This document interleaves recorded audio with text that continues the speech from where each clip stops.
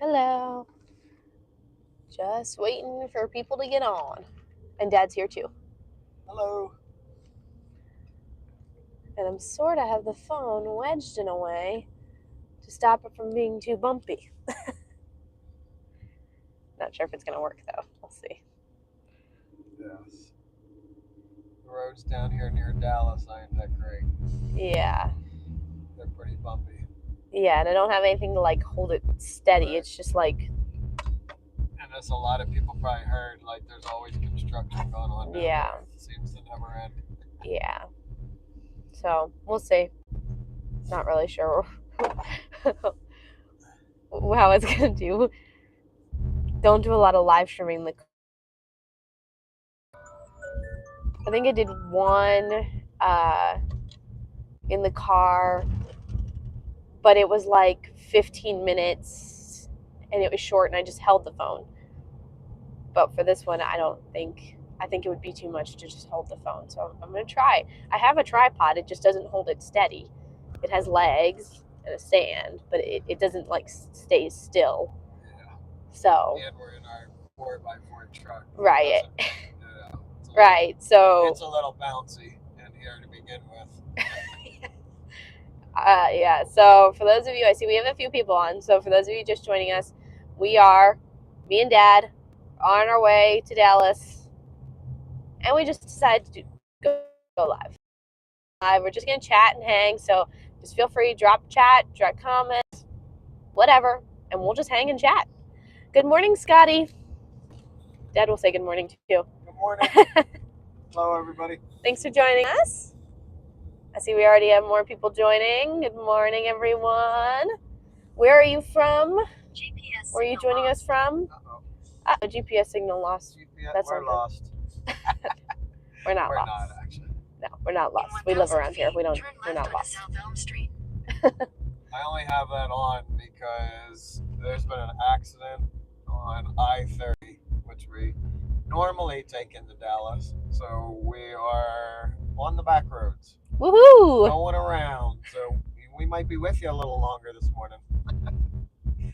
You get more of us since it's going to take us longer. Okay, so Mom said that the video is a little fuzzy. Sorry about that. It says my internet's good. I don't know why. We'll see. We're sort of on back roads, so it may get a little fuzzy at times. Hopefully it clears up for you all. I don't know. We'll be back on I-30 in a few minutes, actually. Okay. We're very close. Oh, that's somebody's car alarm. Yeah. That's not good. Ooh, okay. Well, the guy's stereo is up really loud. That's probably vibrating the other guy's car and set off his alarm. Oh, I didn't even know that could happen. Yeah, hear him. I didn't know that could happen. Dad said that if he can't hear me, he said that the stereo in the guy's car that drove by may have actually set up the alarm of the car because of the vibration. Hello. You are from India? I think that's what that says. Was there an accident on I-30? I'm not really sure what happened. It was just because Google doesn't even like say what happened. It just was at a dead stop. And it said to get off. So that's what we did. Right around Buc-ee's in Royce City was the accident. Yeah. Hi, can you give a shout out to my friend Zane? Hello? Hey, Zane. Well, that's our friend. Oh. This person is... I can't see because it's bumpy still. Ibib Raza. Maybe. You know, I probably got it close enough. Possibly. I'm not as great with the name. Hello, you're from Iran. Hi. Welcome. Let us know if you haven't already where you're joining us from. Where are we from? We're from East Texas, USA. We're on our way to Dallas right now, actually. But we're just going to hang and chat. Hello, you're from Korea. Awesome. Cool.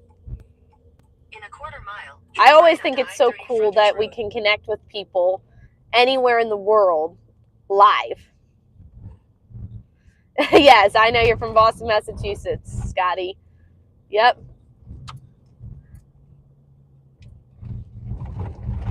Looks like we have like 50 people on right now. It's awesome. Thanks for joining us. Yes, thank you for joining us. There's in Dad. Our ride into Dallas. Our bumpy ride. Our bumpy ride. We're about to get back on the interstate. Yeah, we're gonna get on the interstate. I don't know that it's much better though, honestly, and we're going faster. So, hello. We are going to. Well, okay, so we're going to Dallas, Texas, to get a car for work. Pretty much is the idea. So that's what we're doing. Oh, watch out! Hard braking. Dad's got a nice beard. I know. Look at that beard. It's awesome. Been growing it for a while. Years. Yep. Yes, many years. Sometimes it's hard for me to even remember what he looked like without one. So hopefully it's not too bumpy for everyone there. I can't tell. I'm like holding on to my tripod's handle so that hopefully it doesn't move around too much. While you're bouncing around. While I'm bouncing around. So that's probably just making things worse. Hello, welcome. Make sure if you're new and you're interested in homesteading content to like this stream. Actually, if you're watching the stream, like the stream because that helps us push it out. But if you like homesteading content, make sure to subscribe. So it's not that bad. Well, that's good to know.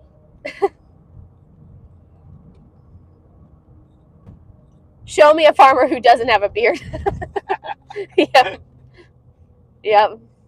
Real farmers have beards. Real farmers have beards. I feel like that should be a t-shirt. Real farmers have beards. That's funny. That's not true.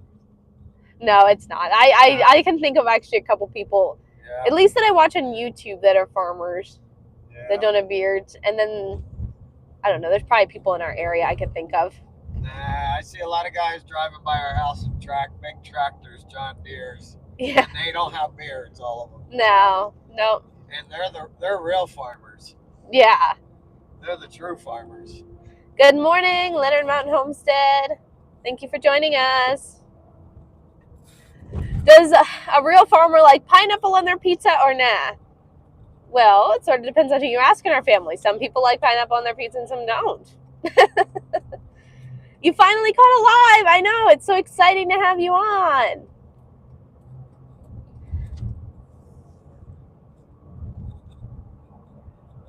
Let's see. Yes, now is a great time to talk about the Oklahoma event going on. I'll probably mention it a couple times throughout the stream because we'll have people on and off. So for those of you who don't know, the Oklahoma Homestead Rendezvous is going on from September 27th to the 28th. And the exciting news is that we're going to be there the 27th. We will not be there the 28th. So if you want to meet us, we will be there the 27th. And we will be there. We should be there all day the 27th, but we are doing a talk as well there on the basics. I don't know the exact title of the session that we're doing, but it's the basics of dairy cows and cheese making. So for those of you who are excited, we're going to be talking dairy cows and cheese making. All the basics. We'll also talk about like what equipment you need to get started and stuff like that. So it's going to be really exciting.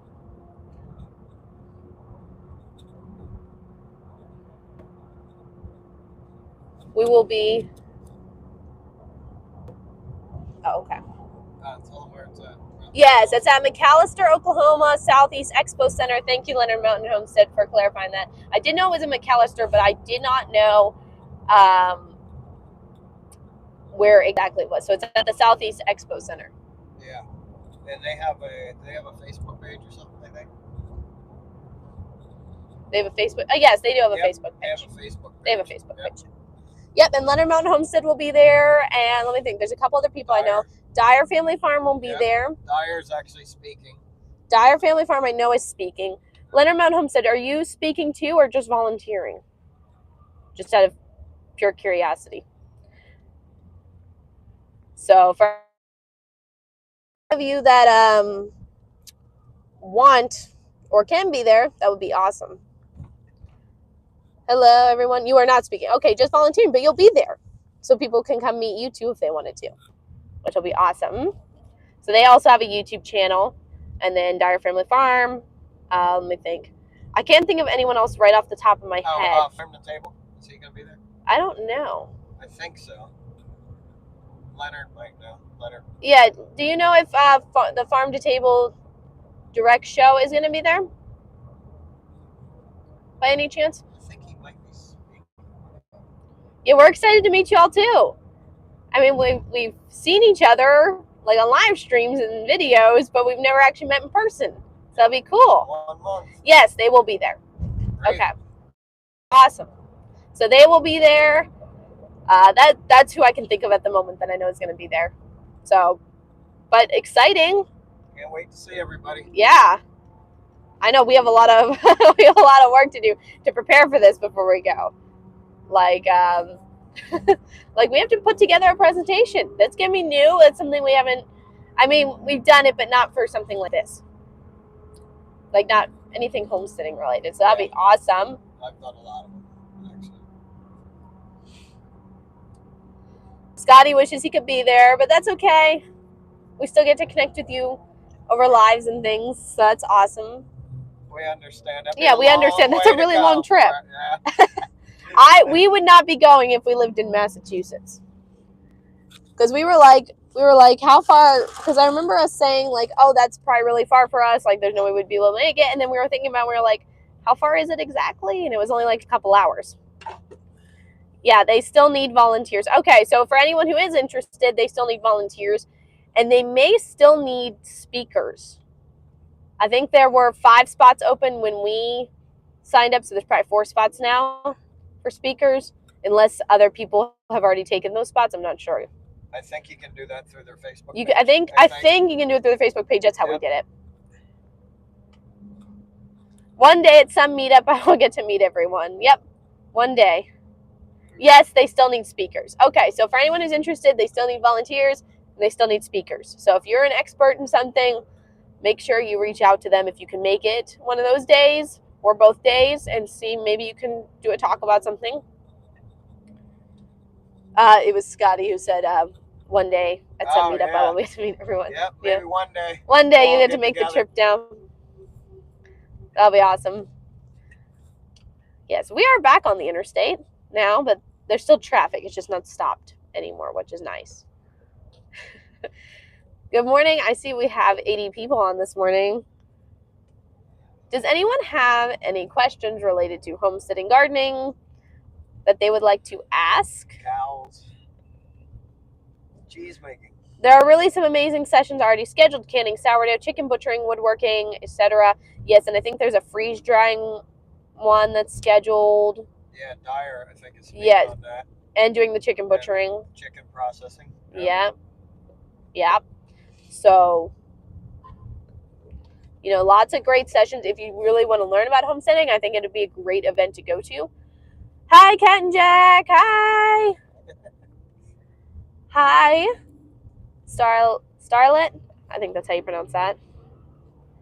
Yeah, Dyer's putting on the freeze drying one and the chicken butchering one. Yes. Do you guys have bees? No, we don't have bees, but that is something that we would like to do in the future. Definitely. Not yet. Not yet. Today I get to go on a car ride with you guys without getting car sick. Yes. Yes, you do. Yes, you do. That's awesome. Depending on how bumpy it gets, you might get car sick through your phone or your computer. Right. Right. All right, so Cat and Jack is looking into bees as well. Awesome. Yeah, I was asking some people that I knew from social media, like, do you have a beekeeping class that you recommend? Like, because now I'm just like curious, like, just looking at options as far as like that goes. So that'd be awesome. Because we all know too, with gardening, it's hard to attract bees to the garden if they're not nearby. So I don't think we've had too much of a problem. I've seen bees in the garden, so we may have a hive nearby. But it would be nice to have bees just right there. It's not too bumpy at all. Not like actually being in the truck. But are any of you allergic to bee stings? I don't think so. Most of us have gotten stung before without any kind of serious reaction. So, okay, your daughter is actually just volunteering with a young beekeeper in your area. That's a great way to learn. I think volunteering is really, I think, one of the easiest and best ways to learn something. Like when we and Dad did Texas Master Gardener, half of it was volunteering. So like we had to do 50 hours classroom and then 50 hours volunteering. But I feel like we learned more from the volunteering than we did the actual classes. Absolutely. Because the people that were there too would teach you about what we were doing and why we were doing that and about the plants that were growing there. And so it was volunteering, I think, is a great way to learn. I wish I knew someone in our area or had the time to go actually volunteer. Because now I'm like, now we still volunteer with the Texas Master Gardeners because to keep up with the certification, it's really actually not that bad. It's 50 hours classroom, 50 hours volunteer the first year. But then every year after that, at least for our county and our state, it's 6 classes a year and 12 hours of volunteer. So that's really not that bad to keep that certification. But you don't have to keep it if you don't want to, which is awesome. Okay, so this is the first time doing your garden. Your beans didn't do well this year. I wasn't sure when to pick your beets. Yeah, beets was a new one for us this year. Never did beets before, only because we had a very small amount of space before, and now we have a much larger space. And last year, we tried not to grow things that only grew like one. Does that make sense? So like one, it grows like each plant only it does one beet. So you know, it was it was hard. But this year we did beets. I think that you pick them like when you see the tops coming out. I could be wrong, but when the tops actually come out, and you can sort of see how big they are when they come out of the soil. You can see how big the top is, and you can sort of judge how big they are underneath. Another thing you can do with a lot of root crops is if you can gently dig around and you don't bring up the roots, you can look and see how big the thing actually is. So like usually when I'm doing like root crops, if it's as big as the ones that I buy in the store, I pull it, right? Like that's easy. So hopefully that helps you with your beets. I don't know about beans. I guess it would depend on what actually went on with the beans. We didn't do great with beans this year either, even though it's something we normally do really well with. I replanted, so we'll see.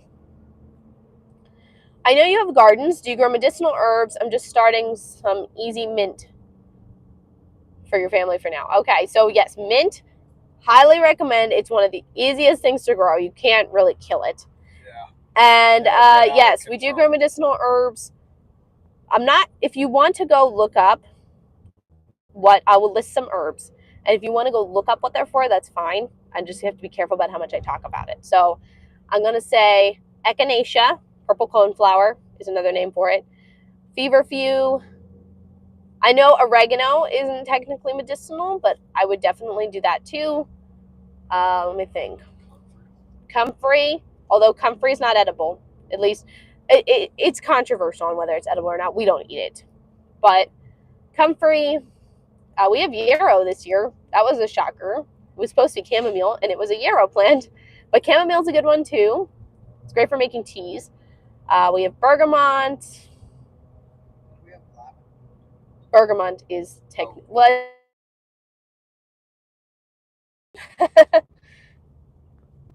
So other than that, I'll see if I can come up with some more. Oh yes, and calendula.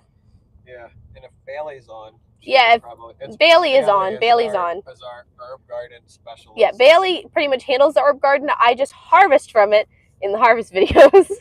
So, okay, you didn't plant herbs, but definitely need to. Yeah, if you're looking for some easy ones to start with, I would definitely recommend mint. Mint's like impossible to kill. It's super invasive, so it'll just take over, which is great. I mean, like, I know that people are like, oh no, don't plant that, it's invasive. But I'm like, it's invasive, plant it. Just leave it plenty of space to grow. Yeah, just leave it, give it plenty of space. And I'm like, yeah, just take over, right? You love all the info we share. Thank you. Holy basil, and let's see. Oh, okay. Holy basil is your focus now. Okay, yeah, basil's a good one too to plant. We did have basil. It was just like it.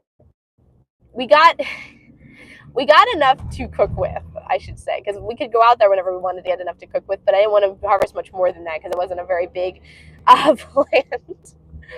So, hello, Emily. You've been on here before. Let's see. You are from Russia. Hello. So we have a lot of people on this morning. I'm actually surprised because I was like, I didn't think that the ones where we just sit and like chat ever really did well, but it's actually doing pretty well today. So hello, all Thanksgiving. Nice to see you again. That's awesome. It's nice to see people coming back to the live streams. That was something, it was like, are people going to come back? Or are they're not going to watch them anymore? So Dad can say hi again. Hello. Hi, everybody. Thanks for coming. Hello, Elza. Much love from Holland. Drive safe. Thank you.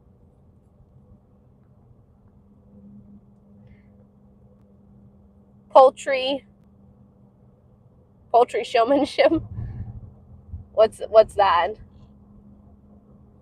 Hi, Rebekah. Touch my yarn. Hello. Yes, don't forget. I'm going to mention it again. The Oklahoma Homestead Rendezvous is going on from September 27th to the 28th. McAllister, Oklahoma, Southeast Expo Center. We will be there the 27th. We will be there all day the 27th. And we're going to be doing a talk. I think it's tentatively at 2 p.m. So we're not really sure on the time yet. It's going to be somewhere on the 27th. And we're going to be talking about the basics of dairy cows and cheese making. That's exciting. Hello. Is there going to be food at the Oklahoma Homestead Rendezvous? I'm going to assume so. I'm sure. I think when Bailey filled out the vendor form, I think that it said that there was a spot for food vendors on there. So I think that there will be. Oh, yes. And Bailey, Simply Made by Hand, will be, like I just said, she's a vendor. So she's going to be selling crocheted items as well. And painting. Farm style. She already started making, oh man, these are so cute. She already started making pig coasters with like a pig face. And they're so cute. I love them. And there's a cow one. I have a chicken one that I bought from her. And I think she might be making more of those.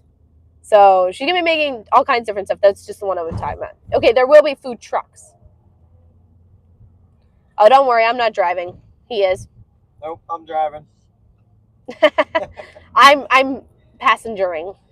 We're only going about 15 miles an hour for a long time now. Yeah, we're in traffic. And we're on the interstate. We're in traffic. That's fun. Happy birthday. I see it's someone's birthday. Happy birthday. Yeah, I'm not driving. Yeah, we should be hitting the HOV soon, which, I don't know. I think the HOV is scary. Yeah, he's my dad. That's my dad. Hello. Yep. Yes, it's your birthday. Let me see. Let's see if I can pronounce it. Namrata official. Happy birthday. That's awesome. Yeah, so I don't know. Maybe y'all can let us know if you're going to be at the Oklahoma. I mean, I know Leonard Mountain Homestead's on here. She's going to be there. Dyer Family Farm's going to be there. Farm to Table's going to be there. So if you're going to be there, let us know in the chat. Even if you're just going to, like, just be there. Like, just to go watch sessions, shop at the vendors.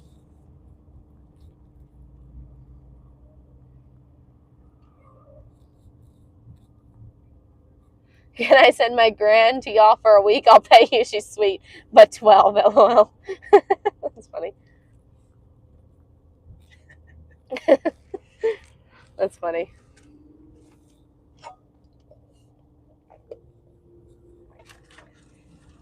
Oh, you wish you could, but right now you don't have a vehicle. Well, hopefully we'll be able to meet you some other time. I think we're going to go, I think, to the Pine Cone Fest, because that's actually closer to us. The Pine Cone Fest in Mount Vernon, Texas. We'll be there. We're just going there we'll go there one of the days. I don't know which one yet.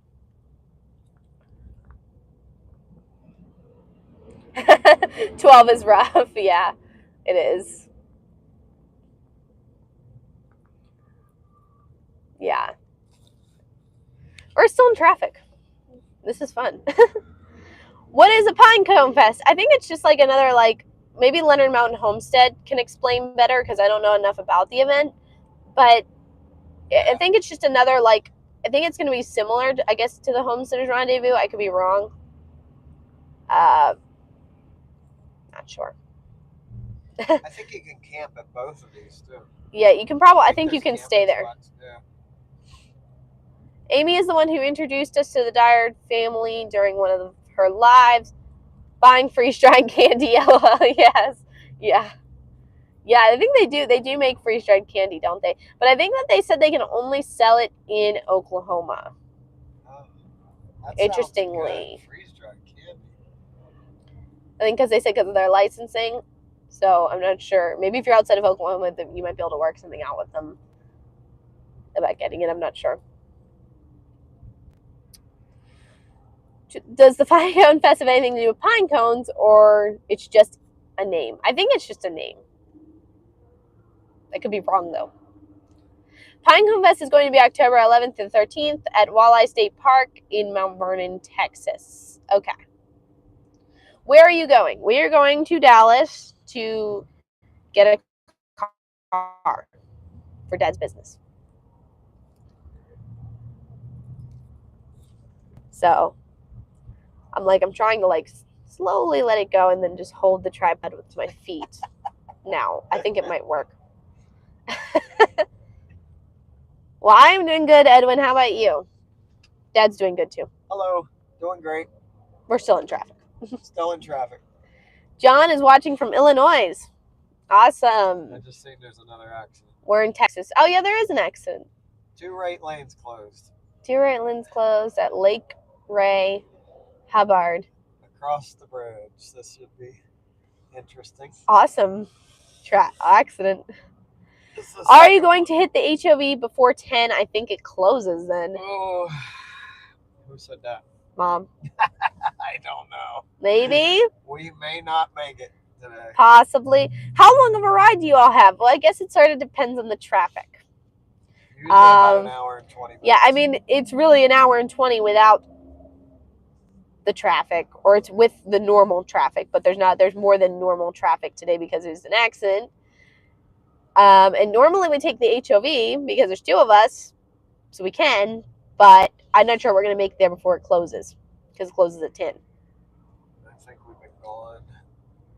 We've been gone an hour over. Let's see. We've been gone over an hour. Yeah, we've been gone over an hour. So a little more than halfway there. Yeah, we might be in the car a while. Yep. You saw some beautiful pine cone jewelry, sliced pine. Oh, yeah, and resin. Yeah, that was probably really pretty. It is 22:26 where you are. Yeah, an hour 20 ain't that bad when you know, with the normal traffic, that's normally what it is. So I'm not sure how long it's going to take today. May take closer to 2 hours. So we'll see. Not a big deal. Nope. That's why we leave early. Yep. Yeah, I mean, we don't need to be there like at any specific time, just the earlier the better. So, you know. So I don't know how much else. Let me think of something else I can talk about. We have a video coming out later today. For those of you that like to watch the cows, we took the 2 girls, the 2 dairy cows. Well, the one is in milk. The one hasn't been in milk before. And the bull to the vet to get their hooves trimmed. And then the 2 girls got pregnancy checked. So if you want to find out, you know, about that, I'm not going to give anything away. But if you want to find out about that video is coming on later today.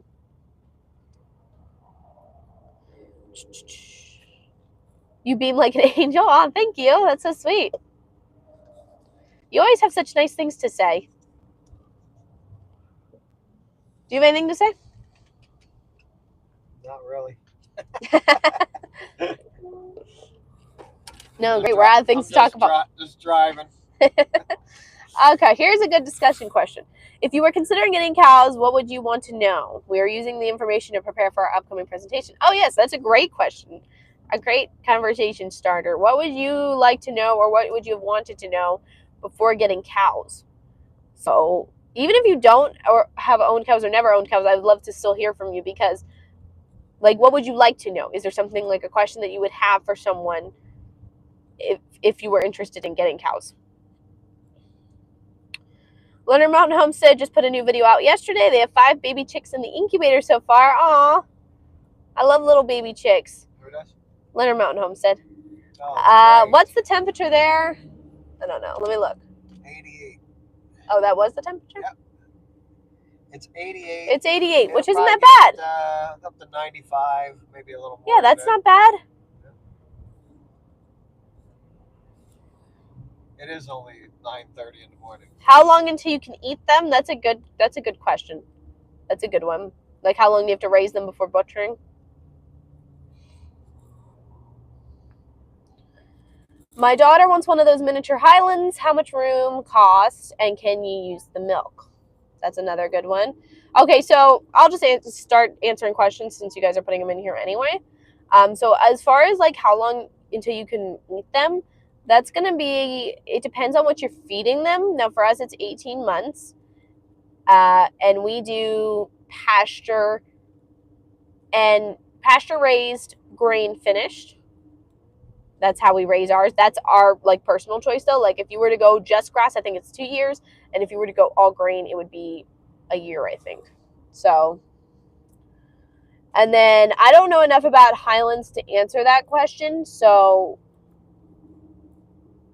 I believe Highlands can be, I mean, any cow can be milked.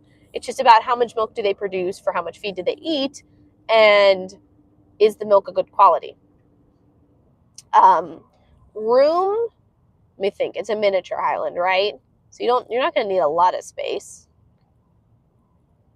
I mean, it depends. Are you planning to go all grass fed?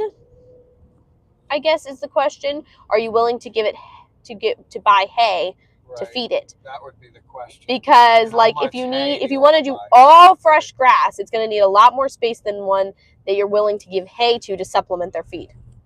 Yeah, I think they say like 1.5 acres, right? What's the difficulty level for cattle? That's also a good question. I don't know. I mean, if you're going on like I would say it's harder than like raising chickens. Easier than raising sheep. I think the only reason it's probably easier than raising sheep though is because I think it's harder to find information about raising sheep than it is about finding cows. Well, information about cows. Cattle are hardier. And cattle are hardier than sheep and goats. Yep, because goats and sheep are smaller. Yeah, they take the extremes much better too. So it's good if you have a pond too, because then you don't have to worry about giving them water. Yeah. We have a pond that the cows drink out of, which makes things a whole lot easier for us. Yeah.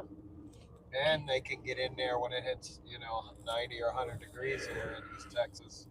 They can go and wade in the pond. It helps cool them off, because heat, you got to have some kind of shade here because it gets so hot. So it depends on where you're at, too, your location, on the difficulty of raising them. Yeah. And what you're going to need. We have a lot of shade trees in our pasture, plus the pond. So it makes things a lot easier on us. Yeah. Cows can't handle any kind of weather. So there are some breeds that are better for the hotter weather, and there are breeds that are better for the cooler weather. You just have to do research and determine which ones are better for what kind of weather. So like a Highland, a Scottish Highland, is going to do better at colder weather than hotter weather because of their heavy coat. So just to keep that in mind. Okay, we don't have cows. We want cows. We have to wait until we have more land. Understandable.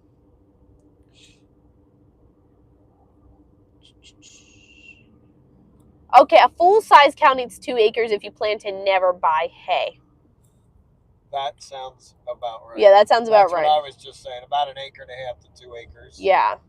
Yep, and you still may have to supplement a little bit of hay. Depending on how good your grass grows, how much it rains there where you're at. Yeah.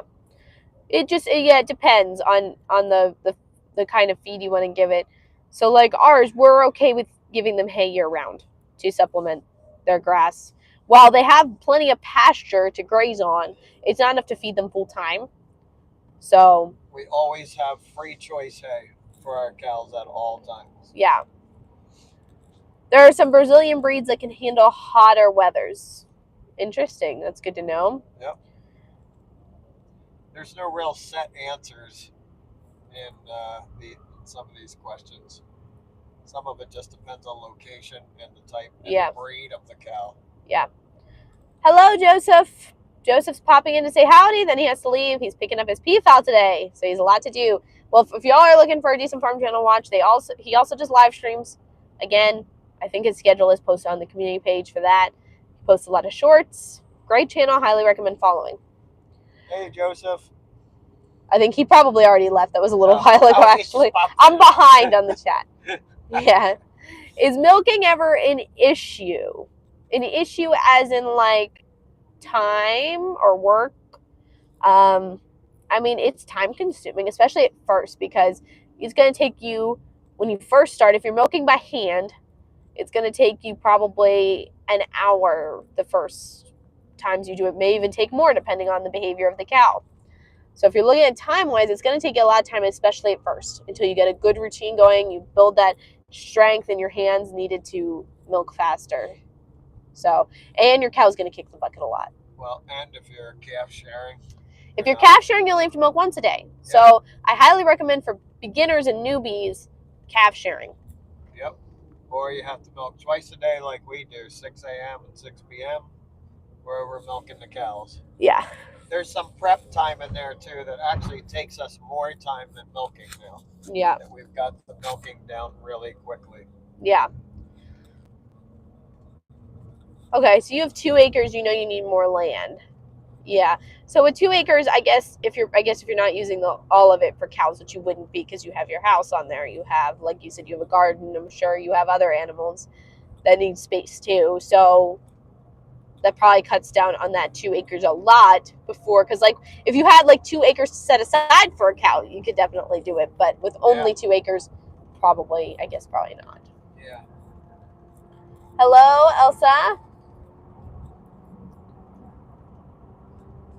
Hello, Michael. Yeah, time-wise, it takes a while.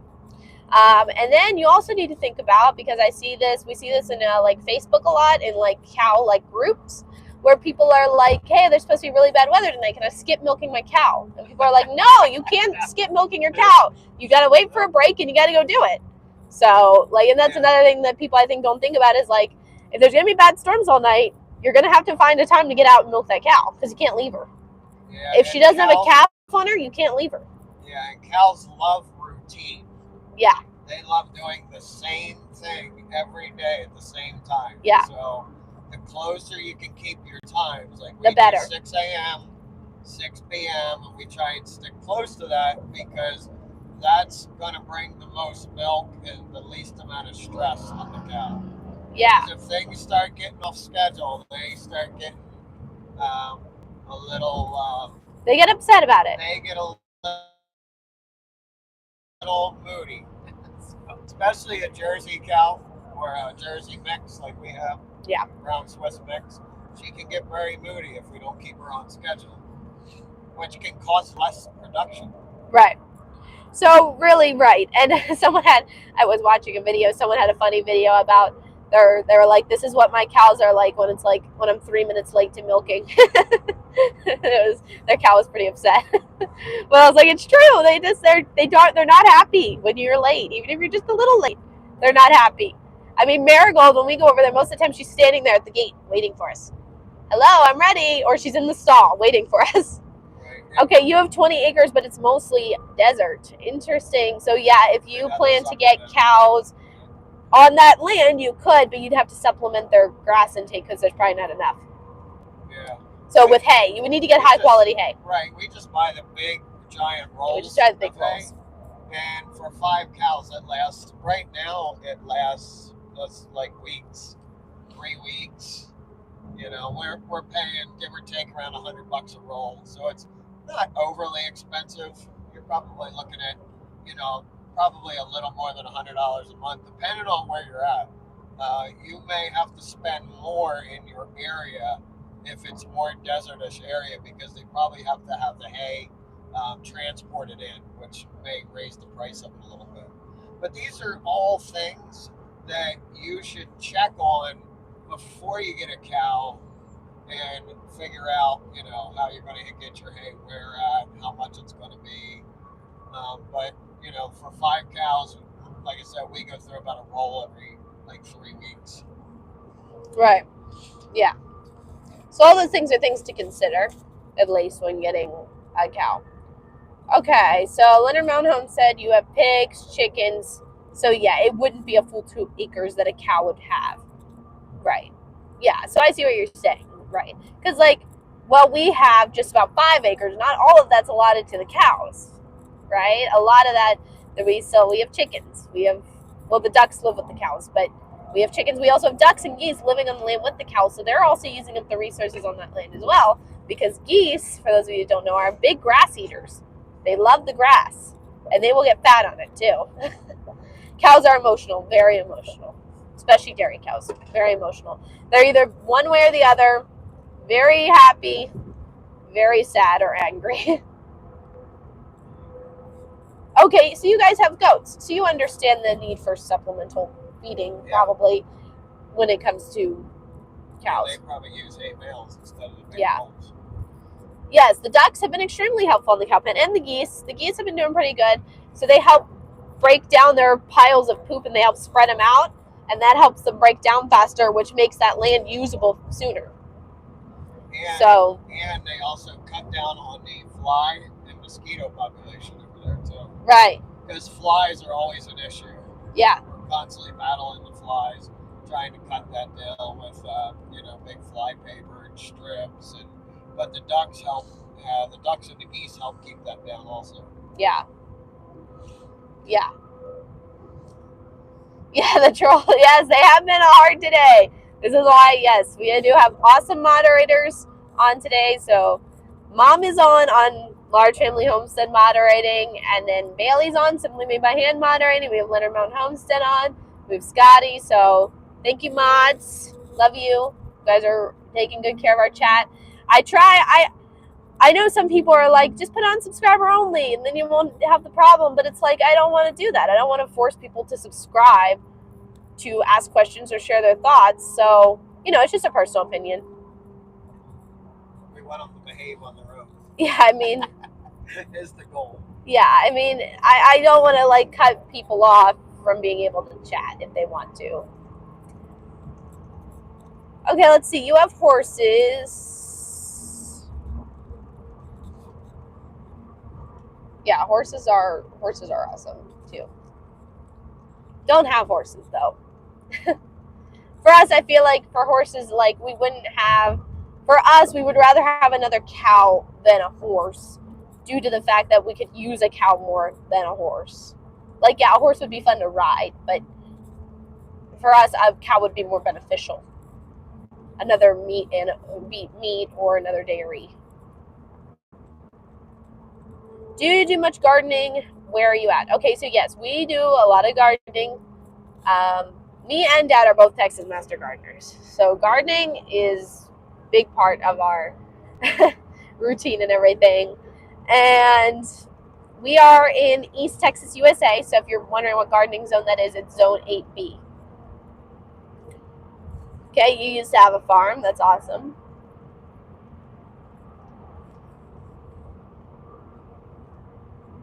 Yeah, you guys are actually taking really good care of the chat today. That's awesome. Thank you all so much. We might make the HOV. We've been out of traffic for a little while now. We got about 15 minutes to make the HOV. Yeah. I think we might do. That'll cut off some time. Yeah. Okay, yes. Before we sign off, I am just going to share again. The Oklahoma Homesteaders Rendezvous is from September 27th to the 28th. We will be there on the 27th. We'll be there all day, but we are also giving a talk on dairy cows and cheese making. So if you all want to learn more about that and you all can make it, I highly recommend coming. There are also other events. So if you don't want to learn about Dairy Cows and Cheese Making. There are other events there. They come to awesome events, lots of them. Pretty much everything homesteading. So make sure you are there, and they do still need volunteers and speakers. So we'll see y'all soon. If you all have any more questions, you can really just leave them in the comments of our video. So we will answer. So, but real quick, I will answer one last one. How do you fight mold in your garden? Okay, so it's going to depend, I guess, on which mold it is, but I think neem oil takes care of some. And then again, if you keep the plant dry, that's also going to help. So don't water like overhead, water down at the soil, and try and keep the plant itself dry, because that, like, we all know that humidity and wet is what's going to breed that mold and fungus. And I think watering at night too also, right? Watering at night? Yeah, well, if you get the leaves wet. Right. If you don't get the leaves wet, it shouldn't be a problem. Yeah, just be careful watering at night to not get the leaves wet. They can stay wet all night. Yeah, they'll stay wet all night, and that'll breed the mold and fungus and that kind of stuff. Okay, so yes, 33 new subscribers today. Thank you all so much. I'm going to go ahead and sign off. Hopefully we make the HOV. We'll see y'all soon. Bye. Bye. Your dad will say bye. See ya.